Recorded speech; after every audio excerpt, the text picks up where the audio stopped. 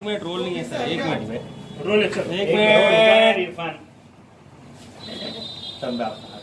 बस क्या बहुत परेशान ये देखिए 2 दिन पहले तमाम अधिकारियों के साथ सब लोक प्रतिनिधियों की मीटिंग हुई थी और इस मीटिंग के अंदर हमने ये सवाल मैंने किया था औरंगाबाद के घाटी हॉस्पिटल के डीन के साथ कि हमको समझ में आता है कि आपके पास वेंटिलेटर्स की कमी हो सकती है, ऑक्सीजन की कमी हो सकती है, लेकिन क्या रेगुलर मेडिसिन जो है जो दूसरे पेशेंट्स को देने चाहिए वो है? तो उन्होंने कहा था कि हमारे पास मेडिसिन अवेलेबल है। तब उसी वक्त मैंने उनको मैडम को एक एग्जाम्पल दिया था। मैंने कहा था कि एक पेशेंट है मुंडे नाम की, ऋतुजा मुंडे नाम की, जो गंगागढ़ से ताल्लुक रखती है, गरीब घर से है, उसकी डिलीवरी घाटी के अंदर हुई।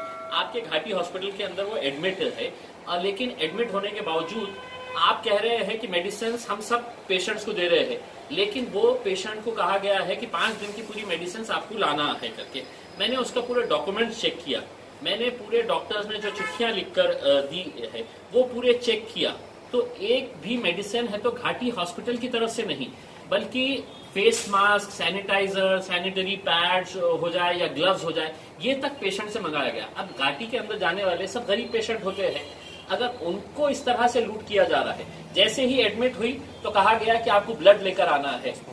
अब जो बंदा उसका पति था उसको ये था कि घाटी के ब्लड बैंक से उसको ब्लड मिलेगा, तो नहीं, वहां पे अधिकारियों ने किसी को फोन किया तो एक एजेंट वहां पर आया किसी ब्लड बैंक का, और वो एजेंट उसको रात की रात लेके गया और 2900 रुपये के ब्लड है तो वहां पर उसको दिया गया। 5 दिन के अंदर तकरीबन 8000 रुपये का खर्चा ये लड़के का वहां पर उस घाटी हॉस्पिटल के अंदर सिर्फ एक डिलीवरी के केस के लिए हुआ है।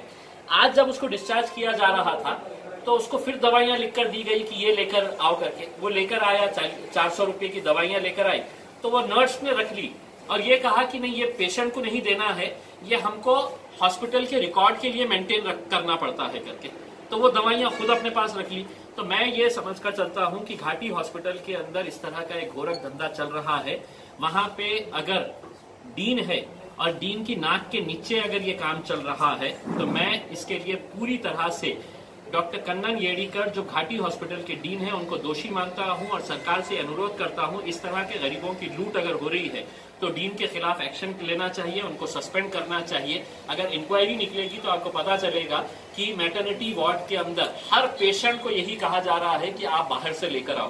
प्राइवेट हॉस्पिटल में अगर कोई पेशेंट गया तो वो ला सकता है, उसके पास पैसे की ताकत है, लेकिन गरीब आदमी जिसके पास पैसे नहीं होते हैं वो घाटी में जाता है। और अगर घाटी में इस तरह की लूट हो रही है और सरकार और पूरे अधिकारी खामोश है तो कहीं ना कहीं इस लूट के अंदर वो भी शामिल है। मेरा ये कहना है। महात्मा फुले योजना के तहत अभी तक कितने लोगों को लाभ मिला है और ये योजना क्यों लागू नहीं हुई है? देखिए, 2 दिन पहले जब मुख्यमंत्री साहब के साथ वीसी हुई वीडियो कॉन्फ्रेंसिंग तो उसमें तकरीबन 6 सेक्रेटरीज मौजूद थे। मैंने ये सवाल मुख्यमंत्री साहब से कहा कि 1.5 महीना पहले यहाँ पर महाराष्ट्र के स्वास्थ्य मंत्री राजेश टोपे साहब आए थे और उन्होंने कहा था कि हमने जब ये मांग की थी कि कोविड को भी, कोरोना के केसेस को भी आप महात्मा ज्योतिबा फुले के साथ जोड़ दें, तो उन्होंने उस वक्त भरी प्रेस कॉन्फ्रेंस और मीटिंग के अंदर कहा था कि हमने इसको जोड़ने की प्रक्रिया शुरू कर दी है करके। वीडियो कॉन्फ्रेंसिंग के अंदर जब मैंने ये मुद्दा उठाया और मुख्यमंत्री साहब से कहा कि साहब ये क्यों नहीं किया गया है, 1.5 महीना पहले आपकी ही सरकार का मंत्री आकर ये कहता है, तो सेक्रेटरी ने एक बात कहना शुरू कहा। उन्होंने कहा कि नहीं, हम औरंगाबाद के अंदर हमने इसको इंक्लूड कर दिया है, इसका इस तरह का पैकेज तैयार किया गया है। मैंने बीच में रोका उनको और कहा कि मुख्यमंत्री साहब ये आपको मिसलीड कर रहे हैं या आपको गलत इंफॉर्मेशन दे रहे हैं। 1 रुपये का भी फायदा किसी पेशेंट को, कोरोना के पेशेंट को इस स्कीम के अंदर नहीं हुआ है करके आप चाहे तो अधिकारियों से पूछ ले। अब कल जब हमने मीटिंग ली प्राइवेट हॉस्पिटल्स की तो पता चला कि नहीं, हमने तो 21 मई को सर्कुलर निकाल दिए, तो हॉस्पिटल वाले बोलते हैं कि नहीं सर, हमने प्रपोजल भेजा तो हमारे प्रपोजल एक्सेप्ट ही नहीं हो रहे हैं। यानी कि 1.5 महीने से सिर्फ टालमटोल किया जा रहा है, सिर्फ मीडिया के अंदर स्टेटमेंट इशू किया जा रहा है कि नहीं हमने ये कर डाले है अब गरीबों को। लेकिन मैं आपको ओपन चैलेंज करता हूं, 1 रुपये का एक किसी पेशेंट के ऊपर है तो ये स्कीम का फायदा नहीं मिला है। और इसके लिए कोई जिम्मेदार है तो प्रशासन जिम्मेदार है, सरकार जिम्मेदार है, और ये सिर्फ लोगों को घुमाने का काम कर रही है, मैं समझता हूँ। देखिए, जब ये कोरोना फैल रहा था तो हर शहर में एक बेटर कोऑर्डिनेशन करने के लिए एक टास्क फोर्स बनाया गया था। वो टास्क फोर्स जो है औरंगाबाद शहर के अंदर भी बना था। 8 मई 2020 को, आज के दिन 27 तारीख है, यानी कि तकरीबन पौने 2 महीने का समय हो गया है। पौने 2 महीने के अंदर ये टास्क फोर्स के अंदर घाटी हॉस्पिटल के डीन अध्यक्ष, महानगर पालिका के हेल्थ ऑफिसर, सेक्रेटरी और बाकी तमाम प्राइवेट हॉस्पिटल्स के जो सीनियर मोस्ट डॉक्टर्स है, वो लोगों को इस टास्क फोर्स के अंदर, आप लोगों को हैरानी होगी ये सुनकर कि सिर्फ एक कागजी खानापुर्दी की गई थी कि एक टास्क फोर्स तैयार किया गया है। पौने 2 महीने के अंदर ये टास्क फोर्स की एक भी मीटिंग औरंगाबाद के अंदर नहीं ली गई है। और मैं समझता हूं कि ये जो डिक्टेटरशिप टाइप का एक जो यहाँ पर काम चल रहा है अधिकारियों द्वारा, उसी का नतीजा है कि आज दूसरे शहरों के अंदर कोरोना कंट्रोल हो गया है, औरंगाबाद में हम कंट्रोल नहीं कर पाए थे। आपके इलाके में मुस्लिम हाँ, देखिए, मतलब कल जब मीटिंग हो रही थी तो एक तो डीसीपी को डिविजनल कमिश्नर जो सुनील केंद्रेकर साहब है, उन्होंने कहा कि अगर कहीं पर भी पॉजिटिव केस निकलता है तुमने पुलिस को लेके जाना और पुलिस को लेके जाके वहां पे स्वैब टेस्ट कराना। मैं कहा कि नहीं सर, पुलिस का इसके अंदर कम से कम रोल होना चाहिए।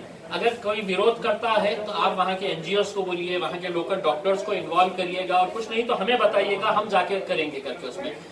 तो बातों बातों में उन्होंने ये कहा कि तुमच्या एरियामध्ये हे चाललेलं आहे। मुझे ये डिविजनल कमिश्नर से ये पूछना है कि तुमच्या एरिया म्हणजे काय? मी औरंगाबाद जिल्ह्याचा खासदार आहे, मैं औरंगाबाद जिले का खासदार हूँ, किसी एक जात, एक धर्म और एक मजहब का नहीं है। इस तरह की अगर मानसिकता रख के अगर कोई कमिश्नर अगर अपने एमपी को ये कहता है कि तुम्हारे एरिया के अंदर हमको तुम्हारी मदद लगेगी, तो क्या मैं किसी दूसरे एरिया में नहीं गया हूँ? मैं बजाज नगर में नहीं गया हूँ, मैं जय भवानी नगर में नहीं गया हूँ, शिवाजी नगर में नहीं गया हूँ, मुकुंदवाड़ी संजय नगर में नहीं गया। लेकिन ये इस तरह की बात करना, मेरे हिसाब से मैं कड़ी निंदा करता हूँ इस तरह के स्टेटमेंट्स की। लॉकडाउन के पक्ष के अंदर कितने लोग हैं, कितने नहीं है, इसके बारे में अभी जो इमीडिएट जो स्टेप्स हमने लिए हैं, अगर उसके अंदर अगर कुछ और बातें निकलकर सामने आती है तो दोबारा बैठेंगे और उसके ऊपर चर्चा करेंगे। लेकिन मैं नहीं समझता हूं कि lockdown is now the solution. 3 महीने हो गए हैं, हमने लॉकडाउन सब करके देख लिए हैं। अब ये अपनी गलती छुपाने के लिए फिर जनता को है तो किस तरह से हम लोग है तो एक मर्तबा अंदर कैद करे करके, ये कहीं ना कहीं इनके एडमिनिस्ट्रेशन के लैप्सेस थे, जिसकी वजह से लोगों को खामियाजा भुगतना पड़ा है। अब ये अपनी गलतियां छुपाने के लिए फिर पब्लिक को बोलेंगे कि नहीं हम लॉकडाउन करेंगे, पुलिस का डंडा चलाएंगे, ये करेंगे, तो अब ये सब चीजें चलने वाली है। क्या आपसी कोऑर्डिनेशन की कमी रही?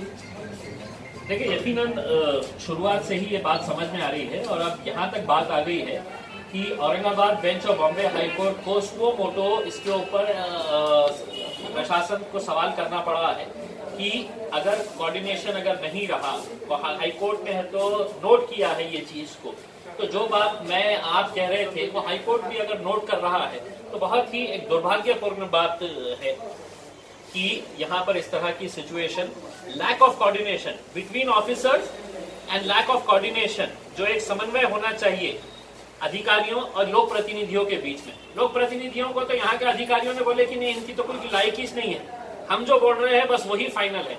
अब जब वो बोल रहे थे तो उसका खामियाजा पूरे शहर को भुगतना पड़ रहा है। इस प्रॉब्लम पे आपकी मांग क्या है सरकार से? देखें, अभी थोड़े दिन तक इनको और मौका देंगे क्या एक्शन लेते हैं करके, और अगर इसके अंदर कुछ बदलाव नहीं आता है तो फिर सभी राजनीतिक पार्टियों के, देखिए पहली मर्तबा ऐसा हुआ है कि हमने ये नहीं देखा है कि एमआईएम के साथ शिवसेना के आमदार बैठ रहा है या बीजेपी के आमदार बैठ रहा है या एनसीपी का आमदार बैठ रहा है। हम सभी लोग एक साथ मिलकर आए, क्योंकि सभी को इस बात की चिंता सता रही थी कि अब बहुत हो गया है, पानी सर के ऊपर से निकल गया है, अब हमको सबको है तो मैदान के अंदर उतरना पड़ेगा। अगर हम पहले उतरते तो ये अधिकारी हमारे ऊपर ढकेल दिए होते और ये कहे होते कि ये नहीं तो ये लोक प्रतिनिधियों की वजह से है तो ये हालत तो हुई है करके, तो हमने आपको खुली छूट दी है। और वो खुली छूट के बाद भी अगर रिजल्ट नहीं निकला है तो मजबूरन हमको आना पड़ा मैदान।